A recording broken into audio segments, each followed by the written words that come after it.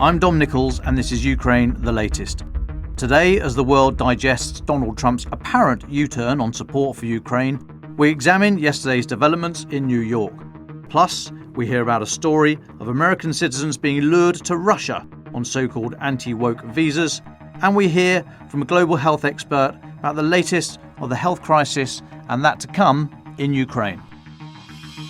Bravery takes you through the most unimaginable hardships to finally reward you with victory. Russia does not want peace. Erstens, wir verteidigen mit unserer Hilfe für die Ukraine auch unsere Freiheit und unsere europäischen Werte.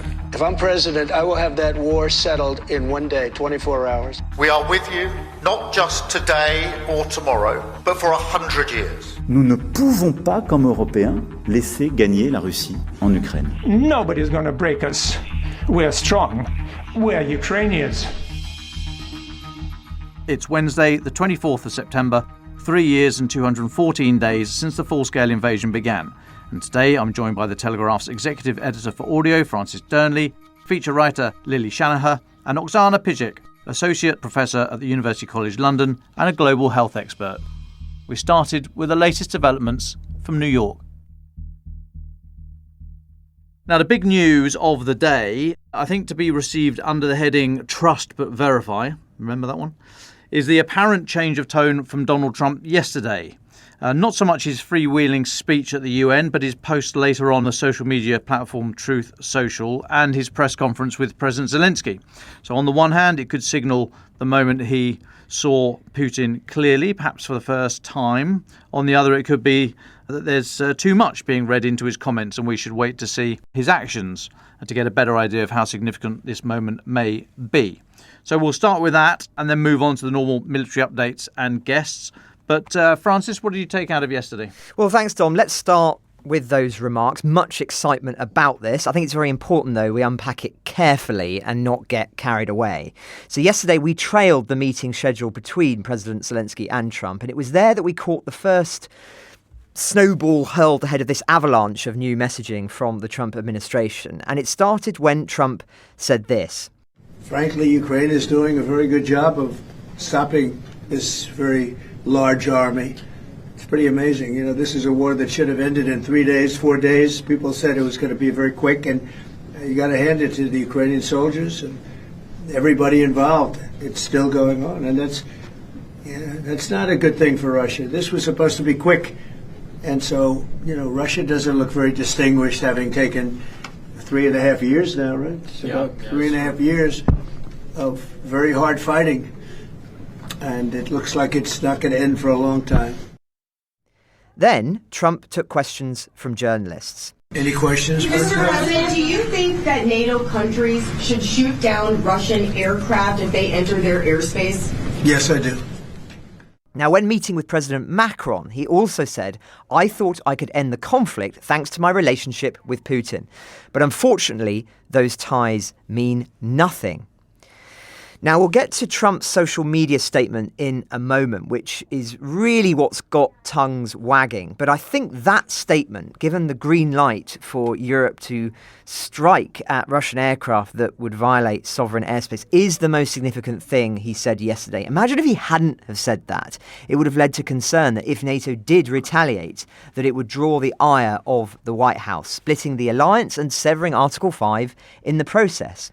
Now, shortly after those remarks, we got the biggest indication of Trump's apparent shift in tone when he posted this on Truth, and I am going to quote it in full. After getting to know and fully understand the Ukraine-Russia military and economic situation, and after seeing the economic trouble it is causing Russia, I think Ukraine, with the support of the EU, is in a position to fight and win all of Ukraine back in its original form. With time, patience, and the financial support of Europe and in particular NATO, the original borders from where this war started is very much an option. Why not? Russia has been fighting aimlessly for 3.5 years, a war that should have taken a real military power less than a week to win. This is not distinguishing Russia. In fact, it is very much making them look like a paper tiger.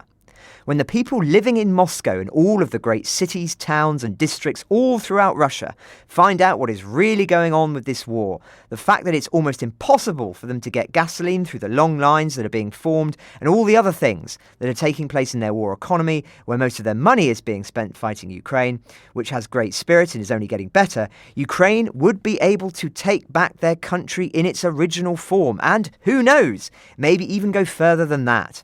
Putin and Russia are in big economic trouble, and this is the time for Ukraine to act. In any event, I wish both countries well. We will continue to supply weapons to NATO for NATO to do what they want with them. Good luck to all. Donald J. Trump, President of the United States of America. So, lots to unpack there. I've got a lot of thoughts, but Don, what was your initial reaction to all that? Well, my initial reaction to that was kind of boredom, really. We've heard it before. It's shock. It's all the rest of it. And then I went and got a sandwich. I mean, it's actions, not words. I don't mean to pour cold water on it totally, but we've just heard so much of it before, and then it's changed within 24 hours or a couple of days or the next person he speaks to. So, yeah, I'm going for actions rather than words. But on the words, it ended with the phrase, as you just read there, I wish both countries well, good luck to all. I mean, what? There's a war, and apparently you've just made a major shift in your policy position, which you should know, is going to be interpreted by some as you're suddenly coming out backing Ukraine, etc., etc. But then, I wish both countries well. Good luck to all. That's what a referee says at the start of the 5-year-old sort of football match. Shows how much thought had gone into the rest of that message. But what wasn't there? Well, no pledges of new money for Ukraine from the United States. No pledges of weapons. Just the business as normal arrangement of selling stuff to NATO for NATO to then do whatever they like.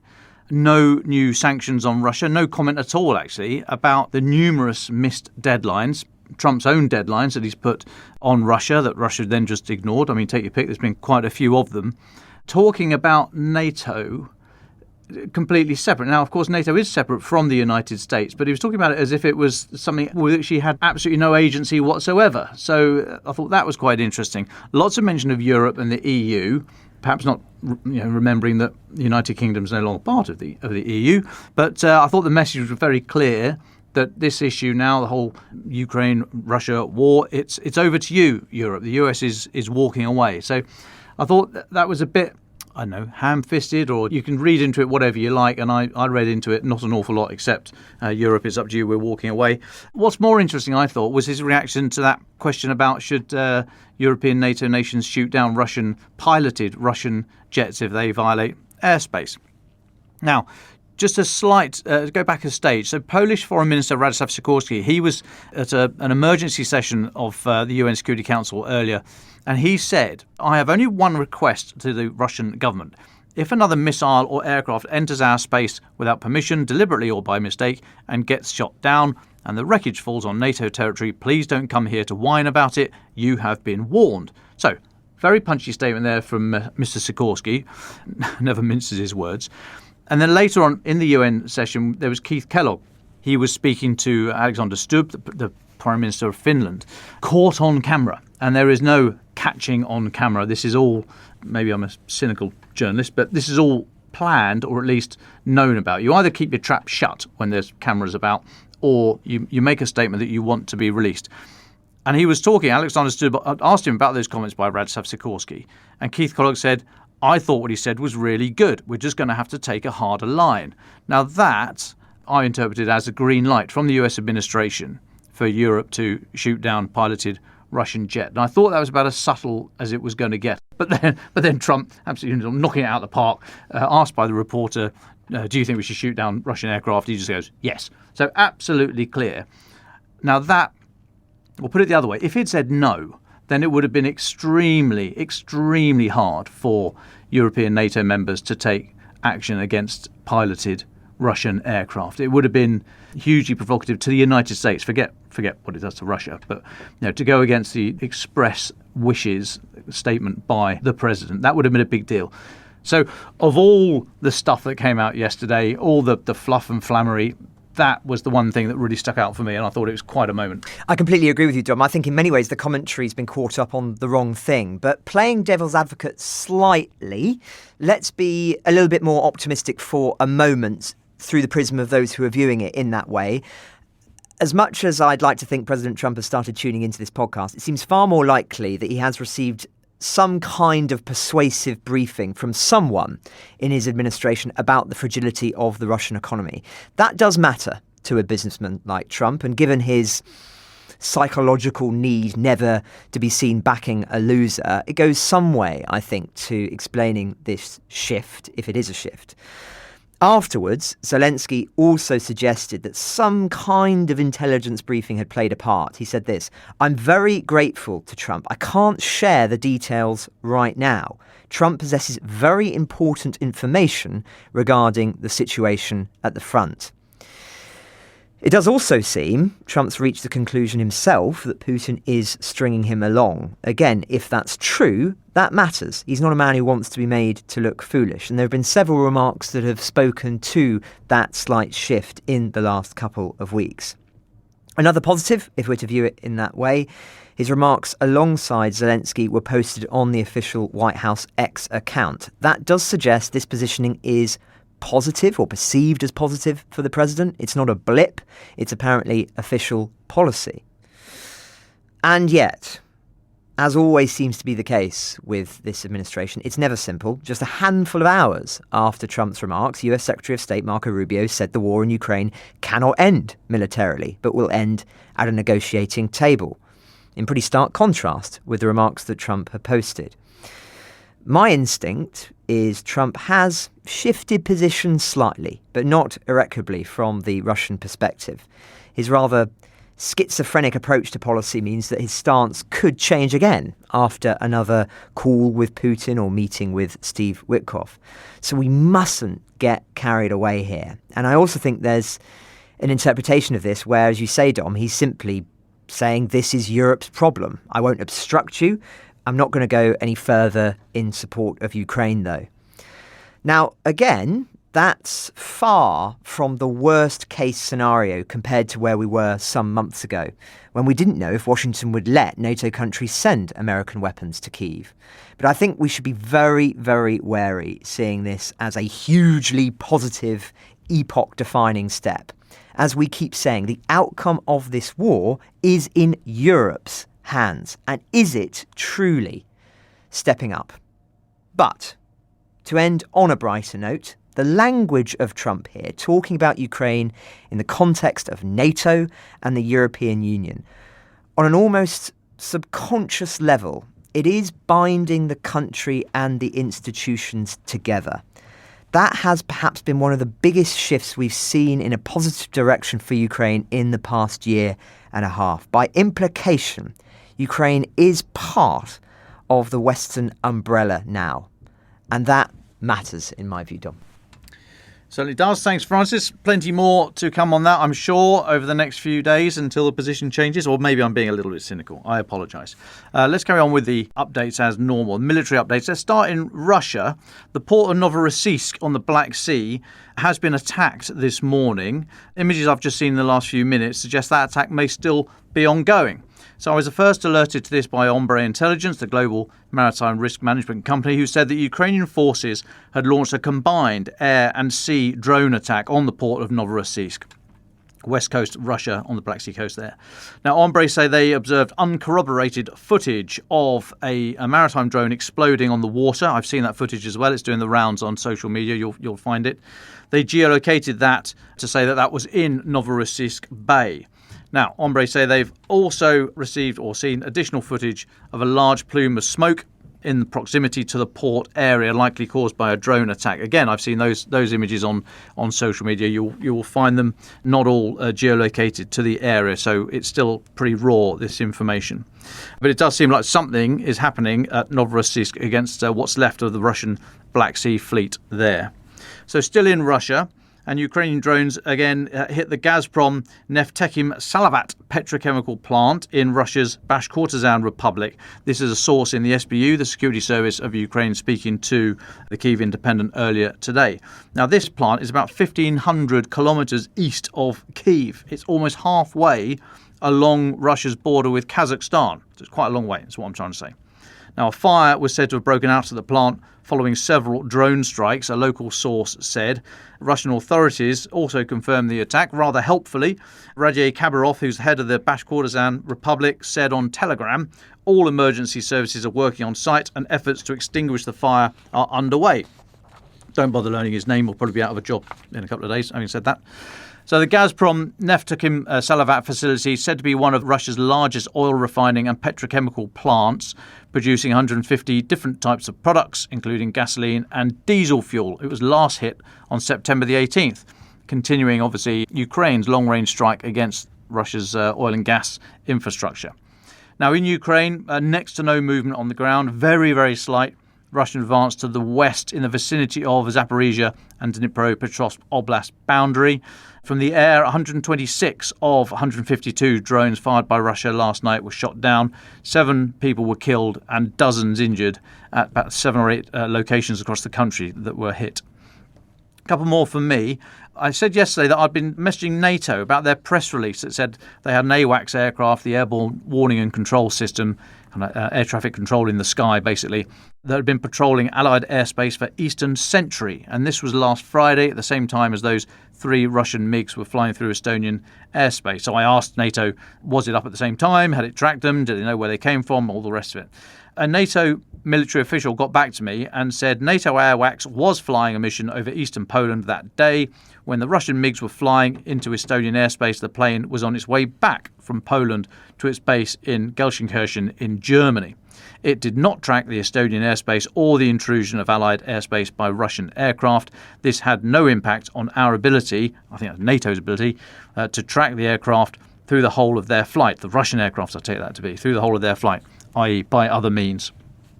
And just finally for me, a new investigation I'll point you to by Lloyd's List. So that's the journal connected to the insurance industry. And thank you to you folks over there for sharing this with me. They say that Oman is rapidly becoming a hub for Russian shipping. So Lloyd's say that over 30 ships previously registered to Russian entities have moved to Oman this year alone.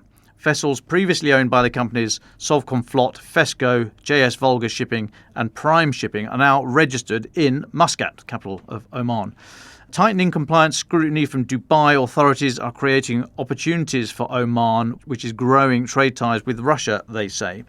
So analysts Richard Mead and Bridget Dakin say that as the UAE tightens up on Russian assets and companies under increased US scrutiny, Oman is rapidly becoming the more welcoming destination for sanctioned and Russia-affiliated shipping businesses. Lloyd's List has tracked more than 30 ships that have been moved to Oman-registered companies and special purpose vehicles so far this year. Most retain links to Russian interests and many are understood to retain Russian beneficial ownership. Previous registered ownership for these vessels, all of which are subject to Western sanctions, has been based out of a Seychelles network of companies until August this year. But from mid-August, a series of Oman-registered entities were created. They have not, since then, not published any details regarding the wider ownership. Also, the Omani coastline has emerged as a hotspot for ship-to-ship transfers of Russian oil. According to Lloyd's List, analysis of these transfers in the Gulf of Oman are enabling the transfer of crude, Russian crude, from US sanctioned tankers to non-sanctioned tankers, which are then delivering cargoes elsewhere, India, China, and so on. So an interesting report there by Lloyd's List. If you have any more information on that, I'd be keen to follow that one up. But that's a quick canter through the military updates. Before we go to our guests, Francis, anything else that caught your eye at the UN or wider? Well, it's still early days, Dom, but briefly, I do think it's worth commenting on Zelensky's remarks to the media at the UN after Trump's intervention. In an interview with Fox, he said more about how he believed the president's position had shifted. Yes, I think so, and God bless it. I really count on this. It's not about territories, it's about the position of Putin. He will continue. Even if we give him more than what he really wants, he will continue. I am sure in my people, in my army, and I am sure in strengthening support of the United States. But President Trump was more positive in it, and he showed that he wants to support Ukraine to the very end. So we understand now that we are ready to finish this war as quickly as possible. He also rejected the idea of giving land to Russia as part of any peace deal. We can't just swap territories. It's not fair. It's not real. We'd expect Zelensky to say all that, of course, but I do think it's noteworthy seeing the positioning that he's putting forward to the American media. I also just wanted to draw attention, especially in light of Adley's exclusive interview yesterday with the guardian of a Ukrainian child stolen by the Russians, which is a must listen if you missed it, to the meeting that took place of the International Coalition for the Return of Ukrainian Children, which took place in New York. The First Lady of Ukraine addressed the delegates, stressing that rescuing a child does not end with their return. After going through occupation, deportation, humiliation and forced assimilation, the state, together with international partners, must ensure their recovery, reintegration and rehabilitation, she said. The discussion also covered support for foster families, creation of social housing for youth and access to psychosocial assistance and education. Posting about it afterwards, Zelensky's Chief of Staff, Andriy Yermak, said, "Today we witnessed unprecedented unity. The coalition participants unanimously confirm that returning Ukrainian children is a shared priority. Pressure on Russia will continue until every child is returned. Together, we are moving toward the goal to bring every child home, restore justice and guarantee the safety of future generations." Another sign, as we discussed yesterday, that the stolen children are finally on the agenda at the highest level. But what a tragedy that it took 3.5 years. Indeed. Thanks, Francis. Now, a slight change of gear. We're joined in the studio by Lily Shanagher, colleague here at the Telegraph. Lily, welcome back. Been a while. Yeah. What have we done? Was it something we said? January or something. January. Oh. So you've just published a piece looking at a story that we discussed a few times around the edges, namely American and other citizens being lured to move to Russia with their families by these so-called anti-woke visas. So who are these people? Why do they go? What do they find? And do any come back, change their minds? Well, yeah, thanks for having me on. I've been having some really interesting conversations with these families. The ones that I've spoken to are all American, and they've basically sold everything, up sticks and moved to different parts of Russia. These people are often Catholic or Orthodox Christians. They're completely disillusioned by the West, this sort of rampant liberalism that they see. A lot of them talk about LGBTQ propaganda, mourning what they see as a loss of traditional gender roles and family values. And their sort of oasis has been Russia. These people, Joseph Schutzman told me he'd never even met a Russian before he moved over, or at least before he went to go check it out. Leo Hare, they don't speak a word of Russian before they moved over. These people, they sort of hate what they see so much in the US that they've decided that Russia is the only place for them. And this is something that Putin and the government have caught on to. So they obviously last year released the shared values visa, a temporary residence permit for 3 years, and essentially you don't need to fulfill any migration quota. You don't have to pass a language or a history test. You just have to say that you're disaffected by the values, the sort of wokeness that you see in your own countries. And welcome. It's open to just under 50 countries deemed unfriendly to Russia, including the UK. And so far, about 1,300 people have applied, according to Russian state statistics, 87 from Britain alone, and then 150 a month applying, according to Russian officials. These people, they come over and they're living in parts of Moscow, the suburbs, and sort of trying to get along. And for some of them, it's actually going pretty well. For Joseph Schutzman, he has 7 kids and a wife. He's a Christian, and he was frustrated with what he called LGBTQ propaganda in the US. He's now set up a YouTube channel. They speak with like-minded individuals. He loves it. He was talking about, the better quality of life, everything from the culture to the fruit and veg, and the sort of importance of family that he sees. He's talking about the babushkas who are coddling the children and the young men helping his wife get her buggy up onto buses. For others... I'm sure that happens in America as well. Apparently not. I mean, this is a man who he'd already moved his family out of Kansas City because of vaccine mandates and mask mandates. They really were trying to isolate themselves, and he told me, short of moving his family up a mountain, he needed to kind of escape this disease that he sees as, afflicting his kids' minds. Yeah, so for him it's going well. For others, not so much. Leo and Chantal Hare. Leo's in his 60s. They moved their 3 sons to Ivanovo, which is a town north of Moscow. The kids can't attend school because they don't have the language. They've been scammed out of 50 grand by people that they lived with and that they trusted in a failed business opportunity. They've sort of been shuffled from house to house, and they're now getting by tutoring. So it's certainly a mixed bag, but ultimately none of them regret it. That's what they told me. How free do you think they were able to speak, or is it sort of buyer's remorse, or they're not about to turn around and say, you know what, actually it's not everything I thought it was going to be? Did you detect any trace of regret? I did ask about sort of freedom of speech and things, and we did discuss these topics. They would pose it back against the US, I suppose. Leo was pretty candid about what he'd gone through, and he actually did talk to me about, it's a great idea, but I just wish there were more practical setups. I think everyone knows that Russian bureaucracy can be a nightmare, and this is yet another example of it. But he was very keen to kind of retract all of this to me following the interview. So perhaps there is, I would speculate, a hint of fear in people that criticise it. There was another Canadian family that did make a video criticising the Russian policy and deleted it, retracted it, apologised. I don't think it's something you'd want when you're all on your own there to criticise. But all in all, they sort of talk about there is free speech, but their free speech kind of quite aligns with the values of the Russian government. So it is easier. Fascinating stuff. And they weren't the only ones. I saw you had a family from Australia. So they were sickened by, or were they Australian living in America who had gone? Yes, so in my research I did find families from everywhere, so from Australia, from the Netherlands, Germany, the UK, but the ones that spoke to me, it was Joseph Schutzman. He had an Australian wife, but they are very much American. Actually, Joseph Rose, another American who I spoke to that's now living in Moscow and runs a YouTube channel to, sort of sharing his life with his kids. His wife, Svetlana, is Russian, and they weren't just sort of disillusioned by the West and what we've spoken about, but Svetlana was actually homesick. And admittedly, they had a much easier ride because the kids were accustomed, they spoke Russian, they were accustomed to Russian culture from regular holidays, but they moved over, and Svetlana now runs one of these immigration agencies, helping other people, facilitate other people to make the change. So they actually welcomed the Hares, and they're in a video when they claim their asylum. I just had one question, Lily, which is, we've obviously on this podcast spoken about cases where Americans have moved to Russia and then have, in one particular case, found themselves on the front lines and potentially killed. I wonder, did they have anything to say about that? Yeah, the Huffmans, I'm familiar with that. I actually did try and reach out to Derek and Deanna because I think Derek is perhaps MIA. No one's really heard from him since he obviously was called up to the front line with no military experience whatsoever.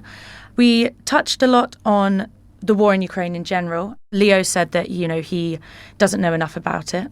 And Joseph Schutzman said that he feels sympathy for both sides, but ultimately he believes that it was the US who's, to blame, and kind of NATO encroaching on Russian territory. In terms of the fighting, I don't know about it. We didn't really bring it up. I think it would be maybe a bit controversial because I do believe that some of them have fallen out since there's a lot of infighting on their Telegram channels. One of the issues with the US people moving over is that actually it's can largely be seen as a bit of a myth, this idea of this orthodox Russia, religious Russia. Putin has embraced social conservatism for kind of domestic political reasons since the early 2010s, most notably with his 2013 law banning gay propaganda and a huge crackdown on abortion since the invasion of Ukraine. So there is obviously a lot of gay repression and some repression on abortion. However, despite a religious revival in the 1990s, Russia does remain a largely secular society, shaped by about 80 years of Soviet social engineering, and some statistics show that just 15% regularly attend church. So it's not this sort of Orthodox Christian haven that it sort of tries to advertise itself as being. Equally, talking about like good economy and low crime rates, crime has actually hit its highest level in 12 years. Birth rates have collapsed to a record low under Putin, and it still maintains one of the highest divorce rates in the world. So whilst these Americans are sort of being sold this dream of an Orthodox country, it might not actually shape up to reality sometimes. Lily, thank you. Do please let us know if you stay in touch with these folks. Lovely to hear their journey. Oksana, delighted to have you back with us. You've just come back from home, from Ukraine. You're in Kyiv and Lviv, I understand. Quickly, for those that have not heard you before on the pod, could you just introduce your work, please, and then just set the scene for us. What is the current state of the healthcare sector in Ukraine? Welcome back. Thanks so much, Dom. Always a pleasure to join you guys. So I'm an associate professor at UCL School of Pharmacy, and one of my areas is on global health. It's specifically looking at health system strengthening, reform, and resilience of countries that have been impacted by war. So Ukraine has currently, unfortunately, had the most attacks on healthcare than in any other war to date. Okay, it's also to do with the size of the country, so there are many more hospitals than, let's say, in somewhere like Gaza, but it does mean that there's daily targeted attacks, on average more than 2 a day, since the full-scale invasion, so over 3.5 years. Current total, there is on the WHO website, a link where you can track daily what the most accurate number is. So over 2,640 hospitals, clinics, pharmacies have been attacked, which makes it very difficult to provide healthcare to the population and is another tactic to degrade morale of the population as well as overall health. Over 4,000 schools have also been attacked, and those two are very closely linked. Also, since 2024, since last year, we have seen an increase in the number of double and triple strikes. So for those of you that don't know what that is, for example, one of the most tragic cases was when the Children's Cancer Hospital in Kyiv was struck by a missile. And in that attack, we also see that as soon as the emergency workers and other medics come to the scene, they strike again to ensure that those workers get either harmed or killed, which then delays the rescue operation. You wait another 5 minutes, and whoever comes to clean up again, you strike again. So that has increased in the last year. And 1 in 4 people report a decrease of access to even just medicines, although this issue is, of course, much worse in the eastern regions and occupied territories. If we look specifically within the occupied territories, up to 60% have been fully cut off or disconnected from the Ukrainian health system. A lot of these hospitals have also been taken over by the military and turned into military camps and storage facilities. So it's not surprising when we see that over 68% of the population has reported decline in their overall health. If we look at the WHO statistics, I think this is a hugely underreported. They say that almost 50% of the population is at risk of living with a mental illness. That's likely to be much more, but that's what they are reporting. And 3.9 million people with severe mental health symptoms. And those are the ones that are recorded because they've actually been able to access healthcare. So again, we expect those numbers to be larger. And children are some of the most vulnerable people that are experiencing PTSD, which will have generational consequences. And this starts even at birth. So nearly 15,000 premature births have been recorded in Ukraine as well. Actually, in World War II, where there was a blockade in the Netherlands, the Dutch famine study, we were able to see that when mothers are malnourished or under chronic stress, that you had these epigenetic changes in the fetus that would create down the line. They were able to study this cohort over their lifetime to see 3 times the rates of diabetes and heart disease, even down to the fingerprint. They'd have a change in the characteristic whorl patterns. And so we can expect to see those types of healthcare outcomes within this population as well. So that's sort of the big picture aspect, as well as not just mental health, but if you can't easily get care for other conditions, that also worsens your mental health. So it's a negative feedback loop where either infectious or non-infectious diseases, we had USAID dissolved. They funded a huge amount of the TB programs, tuberculosis and AIDS. Ukraine is only second to Russia within the European region to have the highest number of AIDS within the population, HIV/AIDS cases. And with TB pre-war, Ukraine had the 4th highest rate of tuberculosis. Now, given that USAID provided $37.6 billion, there aren't enough foreign aid donations to help fill that big gap in funding. And overall, we see European countries, the UK, they're all shrinking their foreign aid and pivoting over to other budgets, and rightfully so if we look at the need for increasing defense, but it does mean that in other areas there are consequences. Yeah.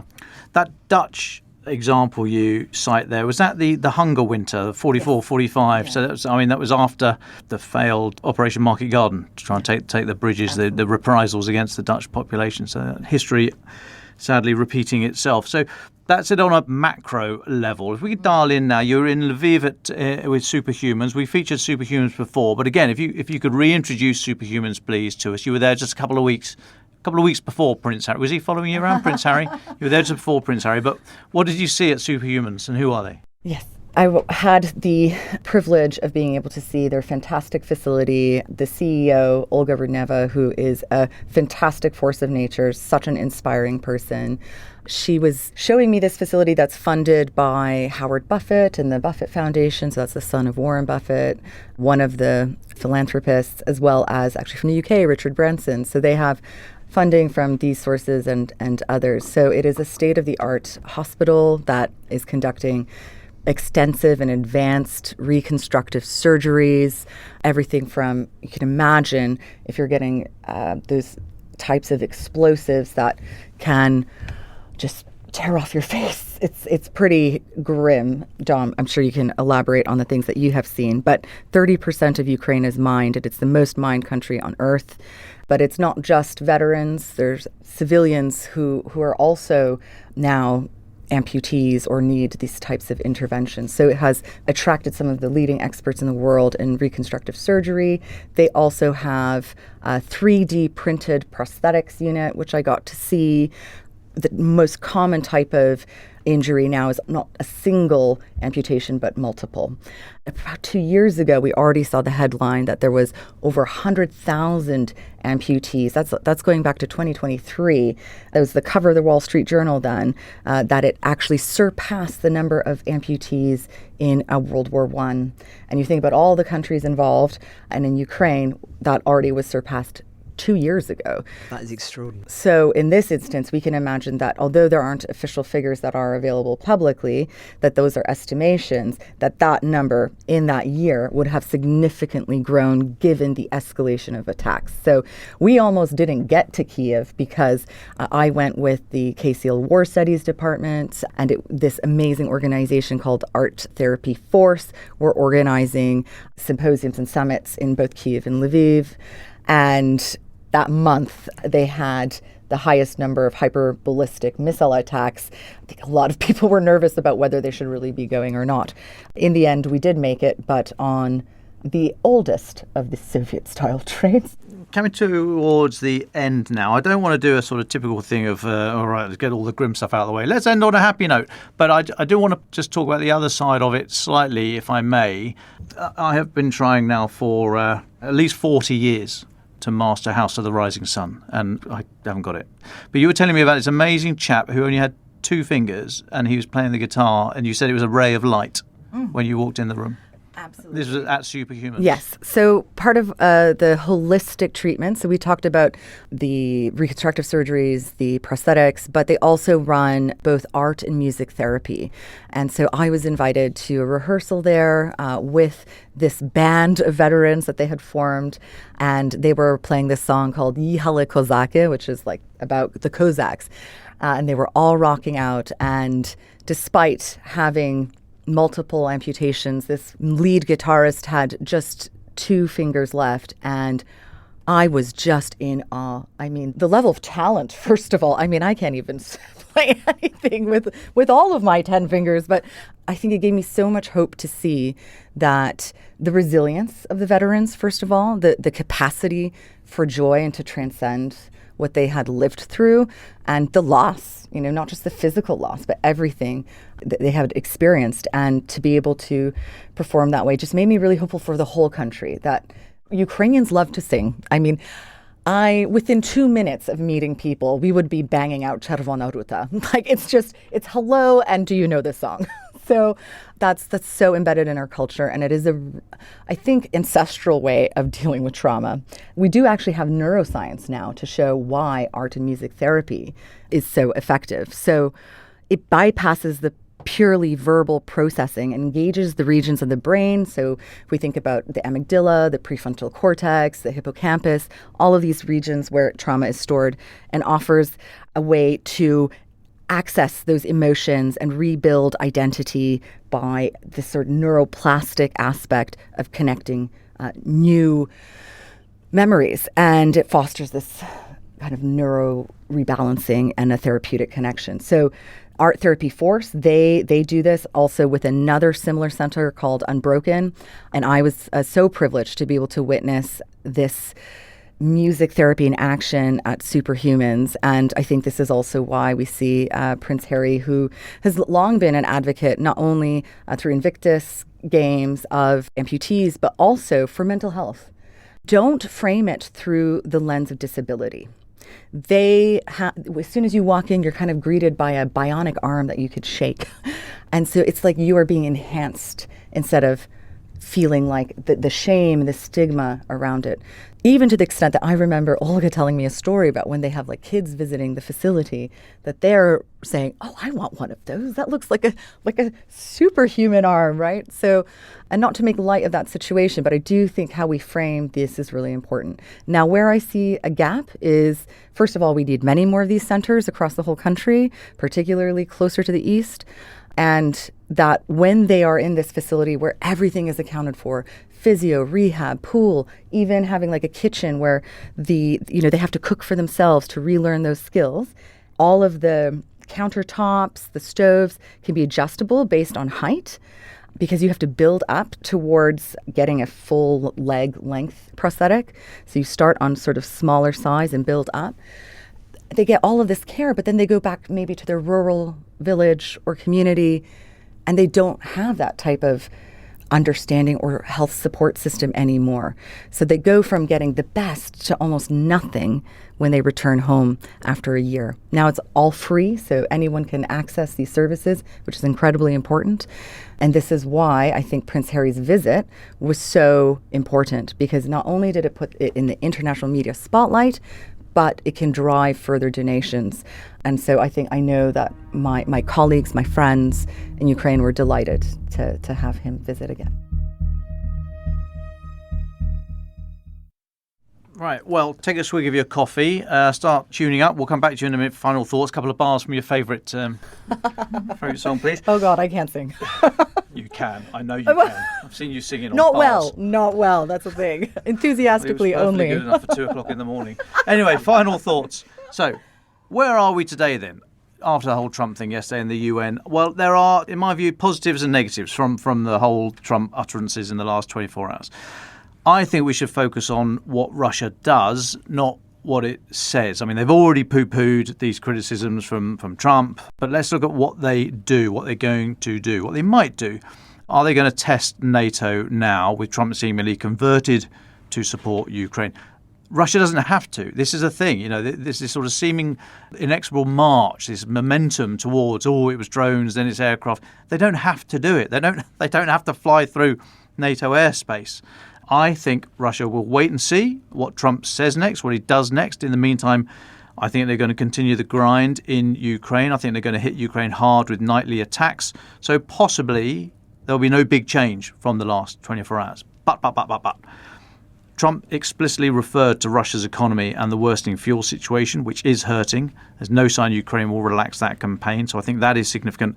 And that green light, my interpretation of the NATO policy or the NATO permission to shoot down a piloted Russian jet, that is a biggie. But I think we should watch for actions, not words. Francis, what do you got? Well, thanks, Dom, and to everyone who's got tickets for our live event here in London next month. I'm told they're going, quote, like hotcakes. I'm not sure why anyone would ever want a hot cake. Imagine if your birthday cake was brought out to you steaming. I like hotcakes. Like what? But what's the hot cake specifically? It's just come out of the oven. Isn't it a pancake? Yeah, okay. Oh, okay. I think well, a hot cake's a it's- pancake. It's a type of cake. Well, okay. Well, I stand corrected, everyone. Apparently, everyone loves hot cakes, but I prefer mine cool. Anyway, the link in the show notes if you're interested in getting tickets for that. Thank you too to Nicholas Hansmark in Sweden, who sent us a package of Swedish confectionery, especially generous after I lambasted your country's breakfasts after my trip there a few months ago. Many of you were rather angry about that, and I even got a recipe book sent to me saying, "Learn some of these, Francis." So that was quite amusing. He also sent his book on territorial defence, a citizen soldier's handbook, which just speaks to how much more prepared countries like Sweden are for the worst case scenarios. It's a really interesting read, that. One final thing on Sweden. Its Prime Minister posted this open letter to Hungary's Viktor Orbán this week, and I thought I would just quote from it to end today. "Dear Viktor, I understand that there is an election campaign in your country and that this time you are truly being challenged for power. But we do not interfere in your election campaign, nor do we want to become part of it. Sweden and the Swedish people have always been friends of Hungary and the Hungarian people, as you know. We remember when Hitler's genocide of Jews struck Hungary and how Sweden in 1944 sent diplomat Raoul Wallenberg on a special mission to Budapest to save as many lives as possible. The Swedish diplomat died, but tens of thousands of Hungarian lives were saved. We would do it again. We also remember when the Soviet Union brutally crushed your Hungarian struggle for democracy and freedom in 1956, and when Russian tanks crushed the Hungarian freedom struggle. The people pleaded with the UN and all Western powers for help. Almost no one listened, but one country that showed deep solidarity with you was Sweden. We opened our arms to your freedom fighters and dissidents. We allowed you to build exile opposition against Soviet communism here, despite our non-alignment. It was not without risk for us, but we did it anyway, because it was the right thing to do. That is why we question when you have to have coffee with the leader of the same country that crushed your compatriots' freedom struggle in 1956 and that today attacks your neighbour, Ukraine. Hungary and the West are not strengthened by closing the door to their European friends or by attacking each other and the very things that distinguish us from barbarism, democracy and the rule of law. Let me conclude with some wise words from yourself in 2007. As kind of a new generation of the West, our message to those younger than we are is to stick to a Western-type Hungary, not to let Hungary be derailed from its Western path, and to love that Hungary is a Western-type country, which means that we believe in the free will of the people and in the mutual responsibility towards each other that we take upon us, which are inseparable parts of Western culture. The oil might come from the east, but freedom always comes from the west, and democracy cannot be directed from above. It can only grow from the hearts of people, and in this way create a viable Hungarian life. Finally, I wish to convey Sweden's respect for the Hungarian people and to wish your country a free, peaceful and successful election. So, the Swedish PM there, powerful stuff. I think we should all watch the outcome of the Hungarian election result, along with the Moldovan election on the 28th, with very great interest. We certainly should. Thanks, Francis. Oksana, got any final thoughts or notes for us?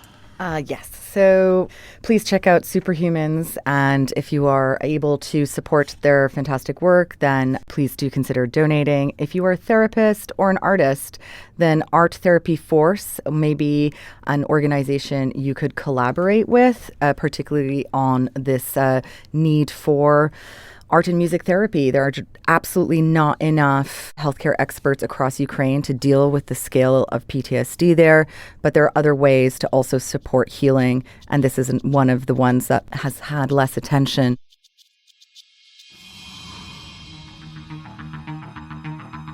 Ukraine the Latest is an original podcast from The Telegraph, created by David Knowles. To support our work and stay on top of all of our Ukraine news, analysis and dispatches from the ground, please subscribe to The Telegraph. You can get 1 month free, then 2 months for just £1 at www.telegraph.co.uk/Ukraine the Latest. Deploying cutting-edge technology, we also release Ukrainian and Russian versions of this podcast. These translations retain our voices and delivery so that it can reach listeners in every region of Ukraine and those parts of Eastern Europe where Russian is still widely spoken. Links to those can be found in the podcast description to this episode. You can also now sign up to the new Ukraine the Latest weekly newsletter. Each week, Francis and I answer your questions, provide recommended reading, and give exclusive analysis and behind-the-scenes insights, plus maps of the front lines and diagrams of weapons, to complement our daily reporting. It's free for everyone, including non-subscribers. You can find the link to sign up in the descriptions for this episode. We regularly have a Ukraine live blog on our website where you can follow updates as they come in throughout the day, including insights from regular contributors to this podcast. We also do the same for other breaking international stories. If you appreciate our work, please consider following Ukraine the Latest on your preferred podcast app and leave us a review, as it really helps others find the show. Please also share it with those who may not be aware we exist. You can listen to this conversation live at 1 p.m. London time each weekday on X Spaces. Follow the Telegraph so that you don't miss it. You can also get in touch directly to ask questions or give comments by emailing ukrainepod@telegraph.co.uk. We continue to read every message. You can also contact us directly on X. You'll find our handles in the description for this episode. As ever, we're especially interested to hear where you're listening from around the world. Ukraine the Latest was today produced by Phil Atkins. Executive producers are Francis Dearnley, Louisa Wells and David Knowles. My name is David Knowles. Thank you all for listening. Goodbye.